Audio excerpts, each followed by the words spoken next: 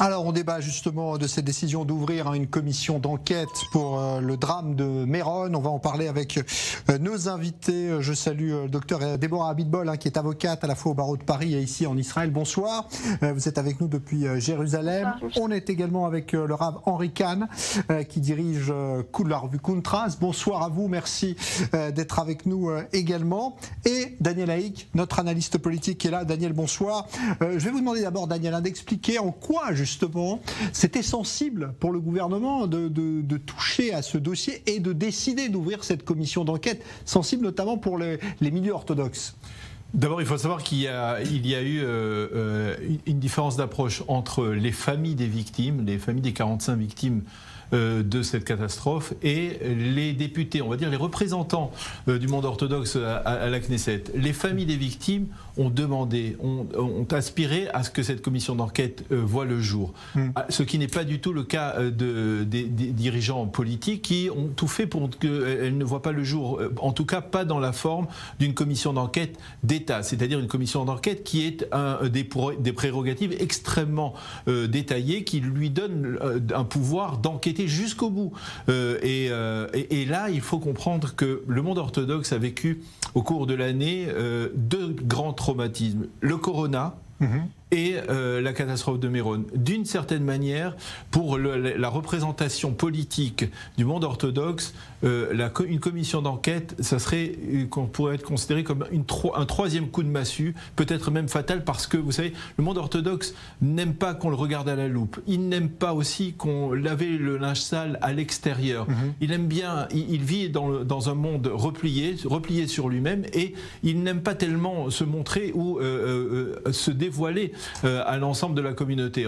Et c'est la raison pour laquelle, eh bien, quelque part, il y avait du côté des députés orthodoxes beaucoup de réticence à la formation de cette commission d'enquête élargie, en dehors du fait qu'il y a un principe selon lequel, dans le monde orthodoxe, eh bien, on ne va pas devant les instances juridiques laïques lorsque l'on peut régler des litiges devant des tribunaux rabbiniques. Donc il y avait plusieurs paramètres qui faisaient qu'il y avait une opposition de la part des députés orthodoxes, mais il y a une dissonance avec les familles. Les familles, elles, voulaient connaître la vérité. Alors, Rav Henri Kahn, justement, vous qui connaissez bien ce monde orthodoxe, quel est votre sentiment sur cette décision? Vous partagez ce que vient de dire Daniel Haïk? Il y avait des réticences ou pas? Je ne partage absolument pas. Qu'est-ce que je peux dire? Non, je ne crois pas que c'est le problème. Le problème est, à mon sens, parfaitement différent. Il faut comprendre, un des députés a dit avec beaucoup d'intelligence que s'il y avait, chas shalom, une histoire du même ordre dans un stade, lui, député orthodoxe, ne pourrait en aucune manière s'en occuper, ne pourrait en aucune manière juger, parce qu'il ne sait pas comment les choses se passent, parce qu'il ne comprend pas quelles sont les réactions des gens, quelles sont les pensées des gens. Et c'est pour ça que le monde orthodoxe, les députés orthodoxes, pensent qu'effectivement, ce n'est pas à un comité dirigé par un juge de s'occuper d'une histoire pareille, mais c'est effectivement, il faut mettre en place un autre genre de comité officiel qui vienne et qui s'intéresse à ce qui s'est passé, premièrement. Deuxièmement, quand on prend un juge, il y a un gros problème. Le juge, il a un souci, c'est d'arriver à trouver les responsables. Et les responsables, en l'occurrence, c'est 200 ans d'histoire, 300 ans d'histoire. C'est le fait qu'on vienne depuis 200, 300 ans à Meron pour le jour de l'Akba Omer. Cette année, c'était particulièrement difficile pour deux raisons. Après le corona, donc beaucoup plus de gens sont venus que d'habitude. Et deuxièmement, c'était un vendredi, jeudi soir, vendredi. Ça fait que le temps que ça a pris était beaucoup plus restreint. Donc il y avait beaucoup plus de monde que d'habitude. On arrive après 200 ans ou 300 ans de gens qui viennent, et il y en a de plus en plus, etc. Une situation qui, effectivement, a été dramatique. Donc, il faut comprendre, c'est une année spéciale. Mais en tout cas, de prendre un juge qui va essayer de trouver des responsables, c'est à la limite même ridicule, parce qu'il y a un phénomène de foule qui s'est fait dans ces dernières années, dans ces dernières dizaines d'années, dans ces derniers siècles. Donc, finalement, que veulent les députés orthodoxes? Ils veulent une chose, que ce ne soit pas on n'arrive pas à trouver les responsables, on ne les trouvera pas. Ça prendra 6 mois, 1 an, 2 ans, on n'arrivera à rien. Ce qu'il faut faire, c'est trouver des solutions pratiques, techniques sur le terrain. Alors, on va en parler de ça aussi. Grosso modo, la position. Maître Deborah Abitbol, votre sentiment à vous, c'est qu'il doit y avoir un procès selon les règles, finalement, même civiles, même si on est face à un milieu orthodoxe qui n'est pas toujours dans ces règles-là. Bien sûr, Jean-Charles, j'ai envie de vous dire que c'est fondamental aujourd'hui. On a d'abord cette commission qui a été mise en place par Bennett, qui vient en fait un petit peu valider et donner un peu de crédit à ce nouveau gouvernement, donc c'était de bonne guerre. Il faut quand même rappeler, Jean-Charles, que comme a dit Daniel, c'est une commission d'État qui va être diligentée, qui a été votée, mais en tout état de cause, elle n'aura pas une force contraignante. D'accord, puisque on sait très bien que même s'il va y avoir un juge et que ce juge-là, pour lequel une enveloppe de 6 millions de shekels quand même va déjà être débloquée, d'accord, auprès de la direction des tribunaux. Et c'est un juge en fait qui va être nommé par la Cour suprême, qui va commencer à faire évidemment des enquêtes, à mandater, à vérifier auprès des ingénieurs, etc., faire des auditions. Il n'y aura pas au final une force contraignante. Là où j'ai envie de dire qu'on peut essayer de rejoindre les deux opinions, c'est que la seule commission d'enquête qui va être diligentée et qui aura une force contraignante et qui doit être diligentée parce qu'il faut une justice, il faut que justice soit rendue. Aujourd'hui, on ne va pas, comme a dit Bennett, on ne va pas ramener la vie aux personnes qui sont décédées, mais on le sait très bien, et je parle en tant qu'avocate, les familles qui viennent nous voir ont un besoin de justice. Il y a un prix de la douleur, et ce prix de la douleur doit passer par des responsabilités qui doivent être établies. Le contrôleur d'État, en la personne de Hegelman, a effectivement, lui de son côté, de par le pouvoir qu'il tire de la Knesset de façon indépendante en tant qu'ombudsman et en tant que contrôleur d'État, a commencé son enquête. C'est vrai que ça a un petit peu piétiné pour X ou Y raison, parce que pour l'instant, effectivement, il n'y a que 2 ingénieurs qui ont été entendus par la 433, qui est une unité de la police. Des perquisitions vont être faites, ils vont être entendus sous la forme de Hazara, c'est-à-dire qu'il va y avoir comme une forme de garde à vue, mais voilà, de témoins assistés, mais il y a quand même un besoin aujourd'hui de diligenter. Alors, c'est vrai, Jean-Charles, qu'on va avoir 2 commissions qui vont être diligentées en parallèle.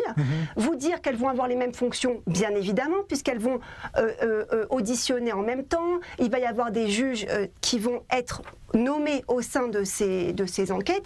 Autre chose qui est importante, c'est que depuis 2005, il y a la loi sur l'immunité. Donc ça vient un petit peu corroborer le fait qu'on cherche à éviter toute responsabilité. La loi de 2005 sur l'immunité, elle a subi un amendement. Aujourd'hui, l'immunité n'est plus automatique. Elle doit être demandée soit par les députés de la Knesset, ou alors les anciens ministres, d'accord ? Et c'est vrai que la question qu'on pourra se poser à l'avenir, mais elle est encore lointaine, c'est de savoir si le gouvernement Bennett ne va pas s'opposer, ou en tout cas essayer de limiter en fait cette immunité pour essayer de faire éclore au grand jour et pour pouvoir rendre justice certaines responsabilités, notamment je pense au ministre Ohana ou alors à la police Shimon Lévi qui était en poste pour le district Nord. Alors, Daniel Eric. Voilà, donc effectivement que ça vient aussi asseoir une stratégie politique. Daniel Eric. Je voudrais faire une précision concernant ce qu'a dit le Rav Kahn. Il y a effectivement une commission d'enquête qui est effectivement dirigée. Lorsque c'est une commission d'enquête d'État, elle est dirigée par un juge. Mais il y a toujours 3 membres dans cette commission d'enquête et il est certain, il me semble tout à fait logique et nécessaire que l'un des 3 membres soit un membre de la communauté orthodoxe, un rabbin, une sommité rabbinique, quelqu'un qui connaît à la fois la justice et à la fois la communauté de l'intérieur pour pouvoir justement répondre à ces questions, mieux connaître un peu comment les choses se passent à l'intérieur du monde orthodoxe. Le deuxième point, c'est que cette commission d'enquête, elle est mandatée aussi pour trouver des solutions. Elle n'est pas seulement mandatée pour trouver des responsables, elle est aussi mandatée pour trouver des solutions. Et je crois que si on craint chez certains députés orthodoxes de soulever, on va dire, ce voile, eh bien c'est peut-être parce que certains ont peut-être quelques reproches à se faire sur la manière dont le site de Méron a été géré au cours des dernières années. Ce n'est pas du tout clair. Il y a des problèmes à l'intérieur de ce site.